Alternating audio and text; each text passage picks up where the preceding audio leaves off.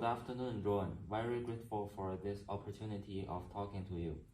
Finally, we got to a point where if we get to an agreement here, I think a lot of people will be able to benefit. So maybe why don't you give me an idea of what you're concerned about the development of downtown, and maybe I can give you some idea that we have, and maybe we can find a way to sort of come to an agreement on this one twofold. I think that first of all, we're worried about the overall numbers of unit. We're worried that too many units will cause an increase of traffic that will decrease the quality of life in this neighborhood. And then second of all, I think we're worried about overcrowding, the sort of the lower income resident out. So then the number of units in terms of affordable house is another concern for us. Yes. And so I think these 2 points will need to be covered in today's discussion. Primarily, is there a concern as to how big the project is going to be, and then is there a limit that you might to have to this? Okay, good afternoon, Angela. Thank you for being here. The thing is, I have general concerns, and I've seen a lot of numbers being floated around, but none of them have come from official sources.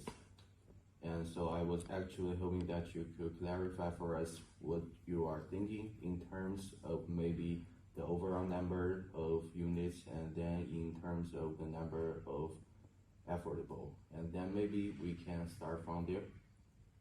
I appreciate your concern, John. And I think this rumor has already been spreading.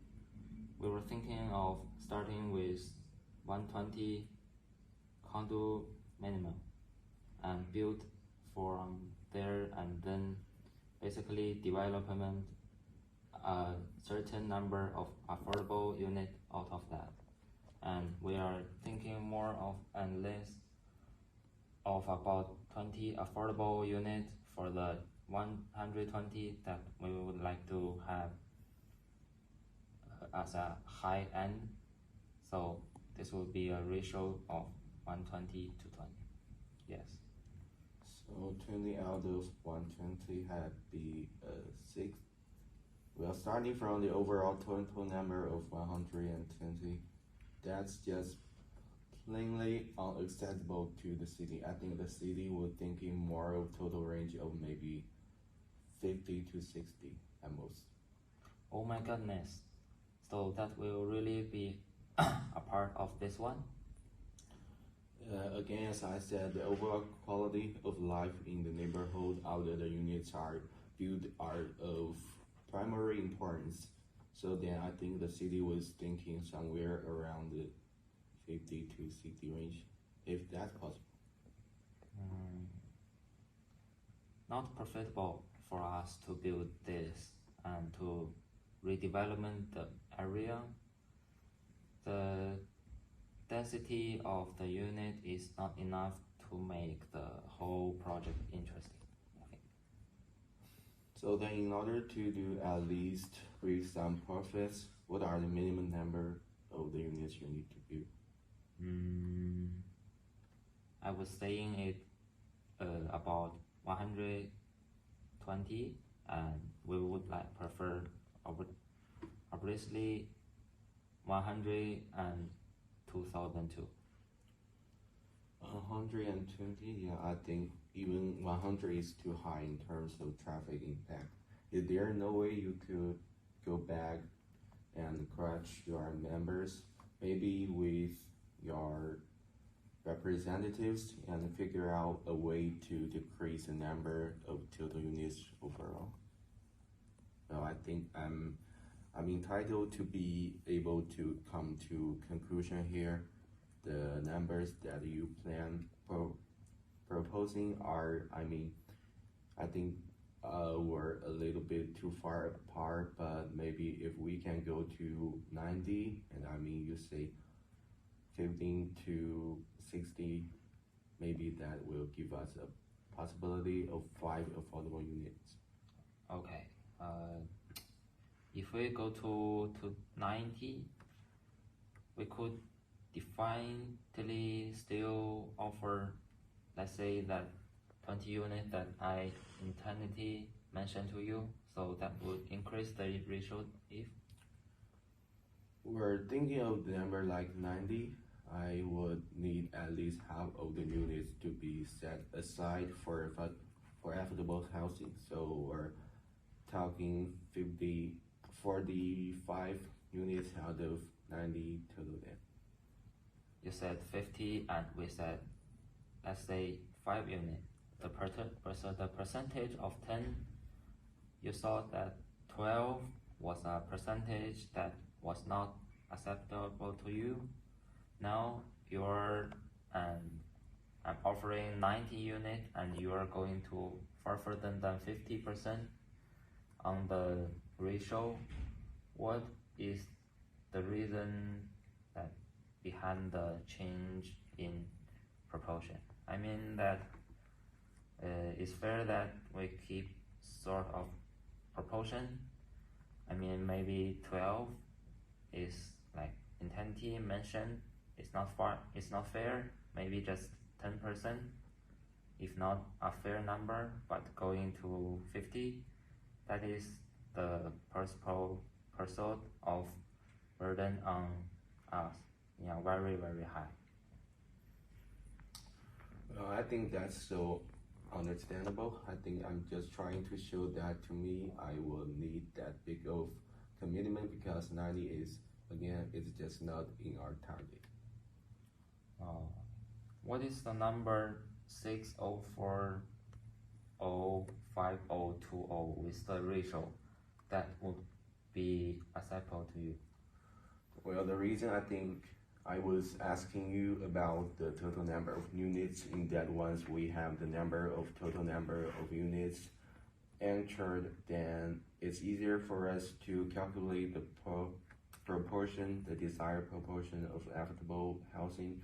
So that's why I'm keeping what I'm asking you. We can actually agree on the number of units to be built overall, and then from there I think we can start discussing the number.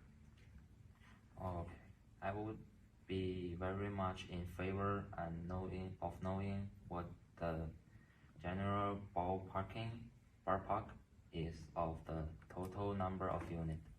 But I'm for a little bit worried that even if we come to this number, the discrepancy between the internal ratio and effort units to build units is just very volatile. Exactly, and I'm aware of that, Angela, and I think that's why we're asking for more units to be set aside for affordable housing because of the initial high number of total units proposed. If we go down to 19, can we agree 15 affordable units? That's 16.6% of the total.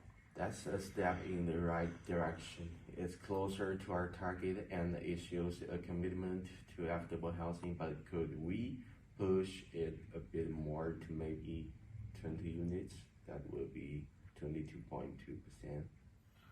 I appreciate the compromise, Joel. Let's agree on 18 units. It's a middle ground and is significant commitment to affordable housing. That sounds fair. Let's settle on 18 units.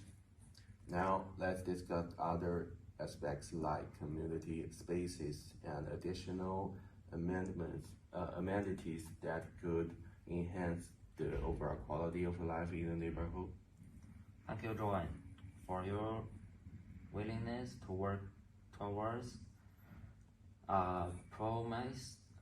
I believe setting on 18 affordable units is a positive step forward.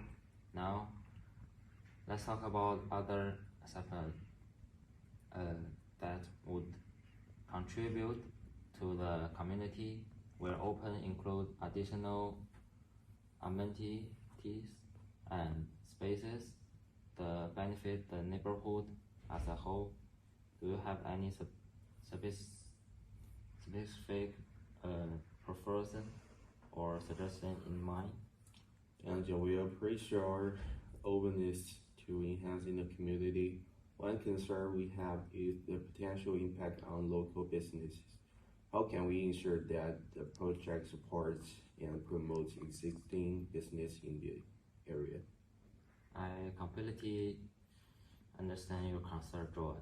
We can include promotion to prioritize local business for the street level boutique. We plan to incorporate in the development. Additionally, we're open the collaboration with the local business community to address their specific needs. That's a positive direction, Angela. We appreciate your consideration. Another aspect that the Downtown Neighborhood Association is passionate about its green spaces. Can we discuss incorporating more parks or green areas into the project? Absolutely, Joel. We recognize the importance of green space for the community well-being. We are committed the dedicating potential of the development to park and green area, ensuring that the project contribute positively to the neighborhood environment. Thank you, Angela. That's a positive step.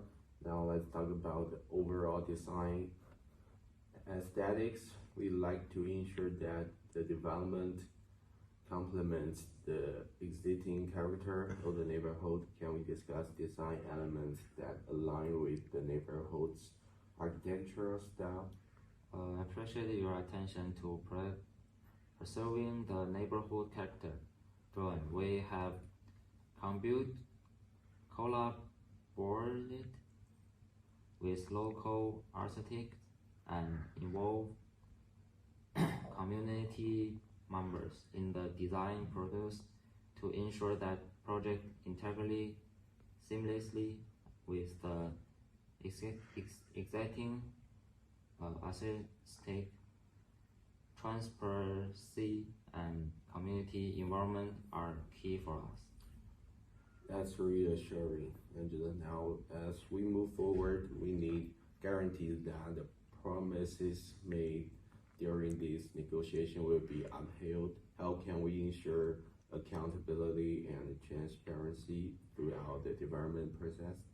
I understand the need of assurance, Joel. We can formalize our commitment in a legally binding agreement that include specific timeline and milestone. Additionally, we are open establishing community oversight community to provide regular update and ensure transparency. Okay, that sounds like a fair approach, Angela. We appreciate your commitment to transparency. One last concern from our end is the potential impact on local schools and the public services. How can we address any potential strain on these resources? Valid concern, Joel. We can cooperate with the city and relevant authority to conduct impact assessment on local school and public service. If needed, we can explore contribution and partnership to mitigate any strain and ensure the development benefit rather than burdens the community. That's a reasonable approach, and we appreciate your willingness to address these concerns. As we navigate these details, I believe we're making progress. Let's continue working towards a comprehensive agreement that serves the balanced interests of both the department and the community.